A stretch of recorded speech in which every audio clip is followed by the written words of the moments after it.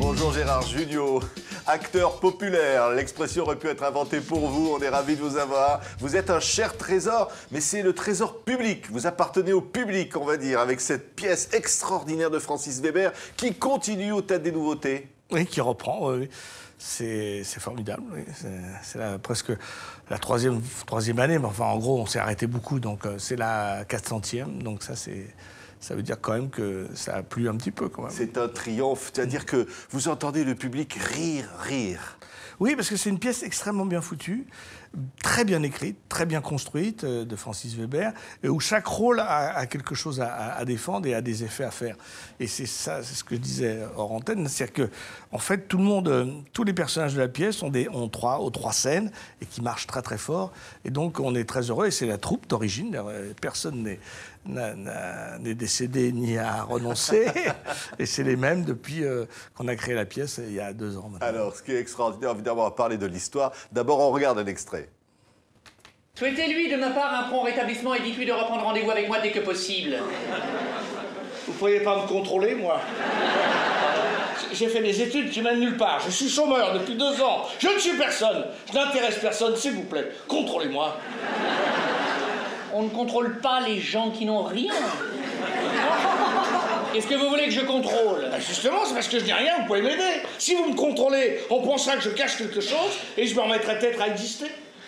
Je suis désolé, mais l'administration fiscale ne joue pas à ces jeux-là. Dès que vous serez sortis, je me fous par la fenêtre. On est au 5e, on se retrouve en bas. J'arriverai sûrement avant vous. Mais enfin, les gens se suicident parce qu'on les contrôle, pas parce qu'on ne les contrôle pas. C'est ça, du début à la fin, c'est extraordinaire. C'est une mécanique du rire. Hein. Oui, Francis, il prend un thème assez paradoxal et il le pousse, il enfonce le clou jusqu'au bout et il tire des choses.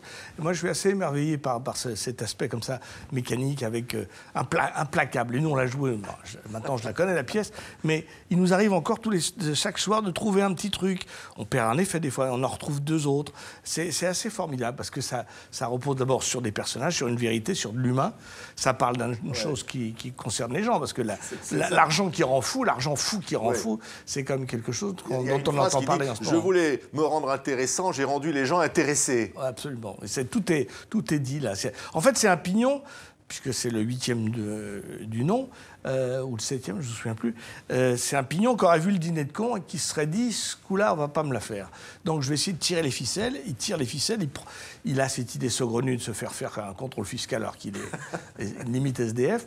Et malheureusement, en tirant ses ficelles, il va se prendre les pieds dedans. Et c'est ça qui va être extrêmement drôle, parce qu'il va voir le monde autour de lui se transformer. Tout se transforme. Oui. Alors on dit aussi, l'important n'est pas d'avoir de l'argent, mais de croire que vous en avez. De faire croire qu'on en a, oui, c'est le paraître, hein, c'est être ou paraître. Et c'est vrai que d'un seul coup, si vous sortez une carte American Gold, les gens vous regardent autrement que si vous sortez un vieux billet usagé.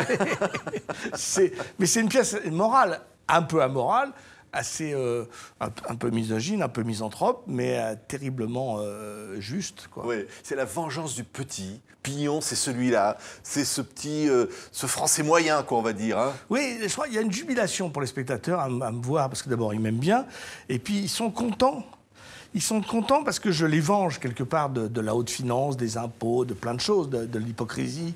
Et c'est le personnage pur, entre guillemets, de l'histoire. Mais il y a un truc assez drôle. Il y a un moment dans la pièce, il se passe une chose assez belle. Il y a une femme qui m'embrasse, donc je suis content. C'est agréable, Je suis content et je suis comme ça. Et j'ai entendu un soir, quand la lumière se baissait, un type dans la salle, je fais « Oh, il est content, notre Juju !»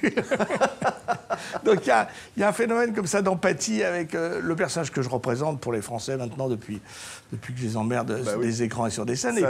Et puis le personnage écrit par Francis. Mais votre personnage, Gérard, toujours, vous faites rire depuis le début souvent, mais il y a toujours de l'émotion. Là aussi, il y a de l'émotion, de la tendresse. C'est-à-dire qu'évidemment, il est amoureux, ce Pignon. Il a envie d'exister, il a envie que les femmes le regardent. Oui, moi je crois qu'il n'y a pas de comédie sans humanité. Et chez Francis, il y a ça, même si parfois parfois c'est assez cruel, assez misanthrope, mais il y a une humanité. C'est évidemment Pignon, c'est un petit bonhomme perdu dans le monde qui essaye de faire son intéressant, qui essaye de capter la lumière et le regard et l'amour. Ouais. Et en fait, c'est un petit peu une mise en abîme de ce que moi j'ai fait dans ma vie. Moi, quand j'avais 18 ans, je me trouvais un peu terne, un peu inexistant, donc j'ai essayé de frotter un peu tout ça pour que ça brille. Et j'y arrive un petit peu, je suis plutôt content. C'est aussi la cruauté du monde, en fait. Ouais. La dureté, l'administration, les impôts, la dureté du monde, la dureté d'exister, finalement, d'être quelqu'un. Oui, la comédie, elle repose quand même sur le malheur, ou tu vois, sur la dureté. On fait jamais, il n'y a pas de choses drôles avec le bonheur. Le bonheur, ça fait pas rire. La comédie, c'est vraiment, on prend du malheur. C'est un peu une sorte d'alchimie quand on prend du malheur, de la merde, des ennuis, de la mort, la maladie, et on s'en dégage, on en rit. Et on transforme ça. C'est d'ailleurs assez paradoxal de voir que grâce à Adolf Hitler, il y a eu la Grande Vadrouille. Oui. Bon, je ne suis pas en train de dire qu'il faudrait remercier Adolf. Papy fait de la résistance. Oui, Batignolles, il y a plein de choses comme ça. On en viendrait presque à remercier les dictateurs et le malheur du monde. Mais on peut transformer le Père Noël en ordure et on peut transformer Pignon en quelqu'un de très important. Le Père Noël, c'est un panel de monstres, de personnages extrêmement affreux. Et c'est très... Parfois, ça fait un peu le vertige. Parce que moi, je me souviens quand je faisais Ramirez dans Le Papy, où une espèce de nazi, un nasillon. Et ça faisait rire les gens. Ça fait peur quand même, quand on fait le salut hitlérien, de faire rire les gens. Et en même temps, ça rassure parce qu'on dit, voilà, ces gens-là sont ridicules. Oui. Et c'est aussi un jugement. Mais enfin, il faut se méfier, parce que la comédie n'est pas tout le temps morale. Enfin, le rire n'est pas tout le temps... Pas toujours moral, non, c'est-à-dire... on rit beaucoup dans...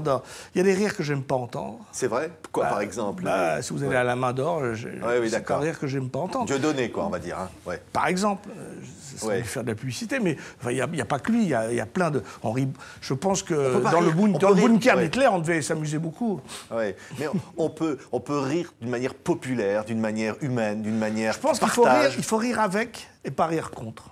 Moi, c'est ce que j'ai toujours essayé de faire dans mes films ou dans les pièces que j'ai choisies ou que j'ai faites. J'ai essayé de rire avec, un rire d'empathie, et pas se sentir supérieur aux gens, pas dire, voyez, il y a beaucoup d'humoristes un peu cyniques, comme ça, c'est beaucoup la mode, en ce moment, ce côté, on est au-dessus de tout le monde. Non, moi, je suis avec tout le monde, dans le même merdier, on est dans le même avion, même si je voyage en première, un jour ou l'autre, il tombera l'avion. Donc, je veux dire, j'ai besoin, en tout cas, moi, ça me permet d'être au chaud, d'être heureux et de partager le monde avec les gens. Quoi. Et de dire, ce public qui vous aime, Gérard, depuis toujours, il y a une affection, il y a quelque chose. Enfin, pas toujours, de temps en temps, ils ne sont pas là.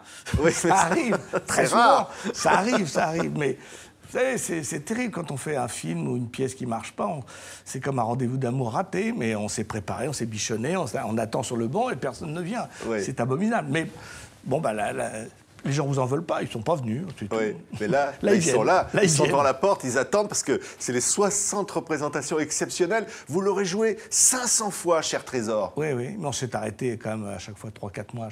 Comment on explique un triomphe comme ça, quand on tient un triomphe comme ça, c'est un bijou? Quand on tient un gros succès comme ça, il faut en profiter, parce que ce que je disais, ça passe pas tous les jours. Et puis comme moi, je me lasse pas, parce que j'aime bien jouer longtemps, parce que je trouve qu'on trouve toujours des petites choses. Et puis chaque soir, c'est différent. Chaque soir, je dis toujours, c'est le même bateau, mais c'est jamais la même mer. Le public est différent. Vous êtes un peu différent parfois.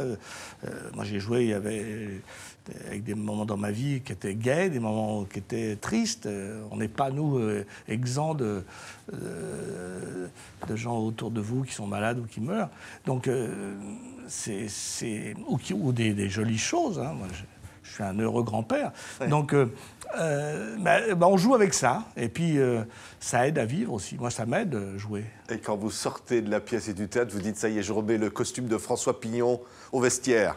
Vous restez un peu François Pignon. Vous avez dit un jour dans l'interview, François Pignon, c'est moi. Oh, c'est un peu de moi, quoi, oui, je pense. Oui. Enfin, j'aimerais bien... J'aimerais bien être aussi finot que lui, parce qu'il est très finot, celui-là. Merci beaucoup Gérard Jugnot. Cher trésor, évidemment cette pièce c'est un trésor. Francis Weber avec des comédiens formidables, Alexandre Vandernoot, Claude Brécourt, Éric Leroc, tant d'autres. On était ravis de vous accueillir sur Béguillard, Télé 5 Michel Monde. Garcia, Irena Nova et puis voilà. Bravo Gérard, merci beaucoup.